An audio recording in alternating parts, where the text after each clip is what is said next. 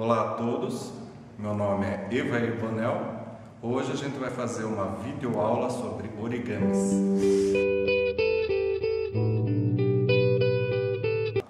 A palavra japonesa origami deriva de dois caracteres.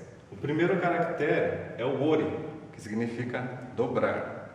O segundo caractere na verdade, é kami, que foi adaptado a gami, que significa papel e também significa espírito e Deus.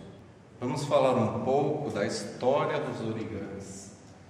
Ela é caracterizada em três períodos. O primeiro período, que é chamado de Heian, vai de 794 a 1185. Esse período é caracterizado que só as classes altas praticavam o origami, porque devido ao alto custo do papel.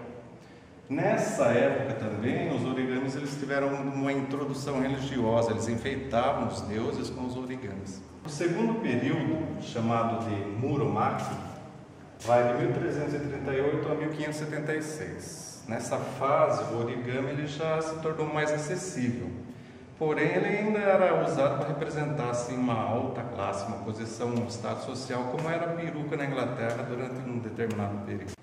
No terceiro período, a gente pode chamar de período de democratização do origami, que ele é chamado de Tokugawa e durou de 1603 a 1867, mas não parou aí.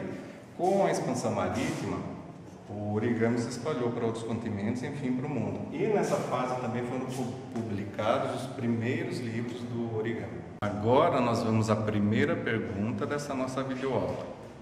Qual é a área de estudo relacionada com essa arte milenar dos origamis? Claro que é a matemática. Em 1970, o estudo sobre as possibilidades de dobraduras era um assunto bem pautado. Em 1989, Jacques Justin foi o primeiro a fazer matematicamente estudar 6 combinações de dobradura. Um pouco mais tarde, o matemático ítalo-japonês Imiaki Usita definiu 6 operações básicas para definir um vinco capaz de alinhar combinações de pontos e retas. Ainda mais tarde, Koshiro Hattori escreve sobre o 7º alinhamento. Essas 7 funções básicas são conhecidas como axiomas de Usita-Hattori. E nós vamos apresentar mais à frente para vocês. O primeiro axioma diz que se você tem 2 pontos, P1 e P2, há uma linha de dobra que passa pelos 2 pontos. O segundo axioma diz que se você tem 2 pontos, há sempre uma dobragem, uma dobradura, que os torna coincidentes. O terceiro axioma diz que se você tem 2 retas, existe sempre uma dobradura central que vai torná-las coincidentes. Quarto axioma. Ele diz que se você tem uma reta L1 e um ponto P1, há uma dobradura que passa por P1 e é perpendicular a L1.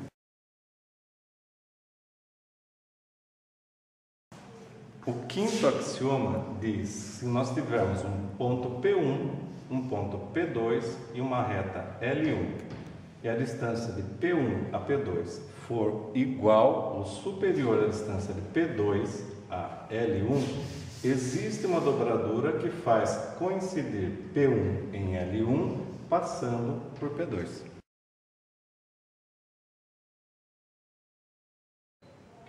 O sexto axioma diz que se tivermos 2 pontos, P1 e P2, e 2 retas, L1 e L2, e elas não forem paralelas, e as retas estiverem entre o ponto P1 e P2, que significa que a distância entre elas é menor do que o ponto P1 e P2, existe uma dobradura que faz o ponto P1 coincidir na reta L1 e o ponto P2 coincidir na reta L2.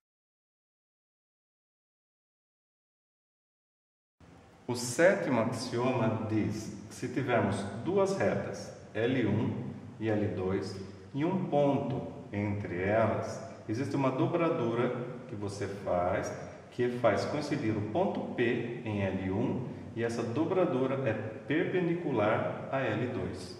E vamos então à nossa segunda pergunta da nossa videoaula.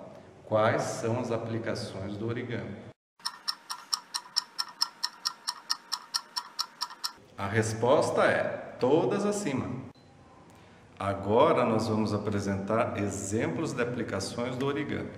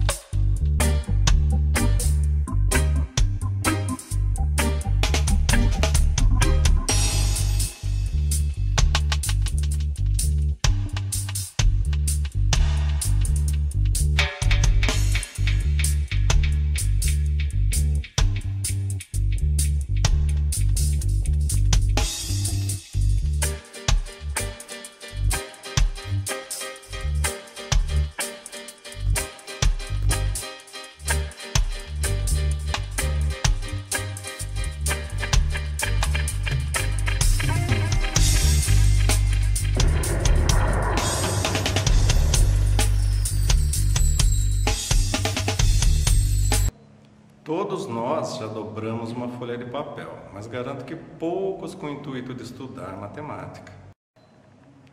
E esse é o fim da nossa videoaula. Obrigado a todos pela atenção e até mais.